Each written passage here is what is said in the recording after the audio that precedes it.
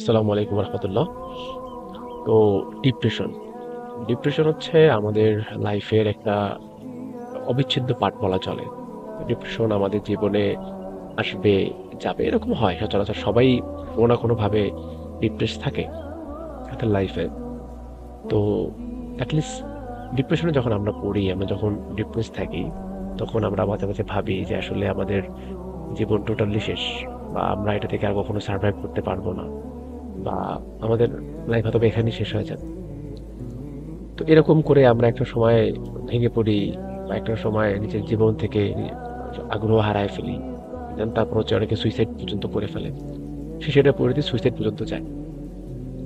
তো আমার এখানে কথা হচ্ছে, আপনি যদি কোরআনের দিকে তাকান বা হাদিসের দিকে তাকান, আল্লাহ রাব্বুল আলামিন কিন্তু কোরআনে বলেছেন যে আমি আমার বান্দার প্রতি কখনো এমন কোনো কাজ চাপিয়ে দেই না যেটা তার সাধ্যের বাইরে। তার মানে আপনি যখন ডিপ্রেশনে পড়েন, আপনার কাছে যখন ডিপ্রেসড মনে হয়, তখন আপনার ভিতরে একটা জিনিস মাথায় রাখতে হবে। সেটা হচ্ছে, আপনার যে ডিপ্রেশন এখন চলতেছে বা আপনার ভিতরে যেটা হচ্ছে, এটা আল্লাহ আপনার প্রতি চাপায় দেন নাই, বরং এটা আপনার সাধ্যের ভিতরে। আমি হয়তো বা মনে করি যে আমাদের ভিতরে যেটা দিছে, আমরা যেটা ফিল করতেছি, এটা আমার টোটালি সাধ্যের বাইরে। কিন্তু আপনার এটা মনে রাখতে হবে, আল্লাহ রাব্বুল আলামিন যেহেতু বলেছেন কোরআনে যে আমি আমার বান্দার প্রতি কখনো চাপায় দেই না কোনো কাজ, তার মানে এটা আপনার সাধ্যের ভিতরে। এবং আল্লাহ রাব্বুল আলামিন বলছেন, যে ব্যক্তি আমার উপরে তাওয়াক্কুল করে আমি তার জন্য যথেষ্ট হয়ে যাই।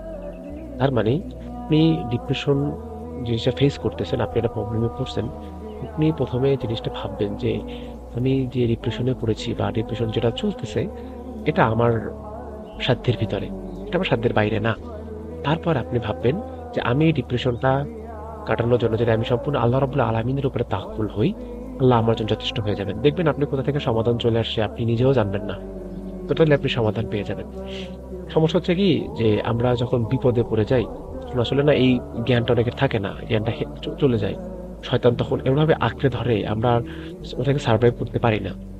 সেই ক্ষেত্রে আমরা একটা কাজ করতে পারবো, সেটা হচ্ছে আমরা বেশি বেশি করে ইস্তেগফার করবো, আস্তাগফিরুল্লাহ আস্তাগফিরুল্লাহ আস্তাগফিরুল্লাহ। দেখবেন যে এটা করলে আপনার দেখবেন বিপদ থেকে আপনি মুক্তি পাবেন সাময়িক। যে আপনার যে ইটা, শয়তানের ভিতরে যে আপনাকে একটা প্রলম্ব করে রাখছে, এটা আপনার থেকে মুক্তি পাবেন আপনি। তো এই জন্য পরামর্শ থাকবে, ডিপ্রেশন আসবে আমাদের জীবনে, আমরা মানুষ, আল্লাহ রাব্বুল আলামিন আমাদেরকে চ্যালেঞ্জ মোকাবেলা করার জন্য পাঠিয়েছেন দুনিয়াতে। অতএব আমাদের চ্যালেঞ্জ মোকাবেলার ক্ষেত্রে ডিপ্রেশন থাকবে, হাসি থাকবে, কান্না, সবকিছু থাকবে। তো প্রত্যেকটা জিনিসে যেন আমরা আল্লাহকে না ভুলে যাই, আমরা যেন আল্লাহকে স্মরণ করি। যখন হাসির সময় আসবে তখন যেন আল্লাহ রাব্বুল আলামিনের এখানে শুকরিয়া জ্ঞাপন করি।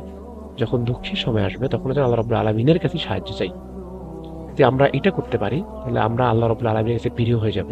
আল্লাহ রাব্বুল আলামিন আমাদেরকে তার কাছে প্রিয় হওয়ার তৌফিক দান করুক। আমিন। আসসালামু আলাইকুম ওয়া রাহমাতুল্লাহি ওয়া বারাকাতুহু।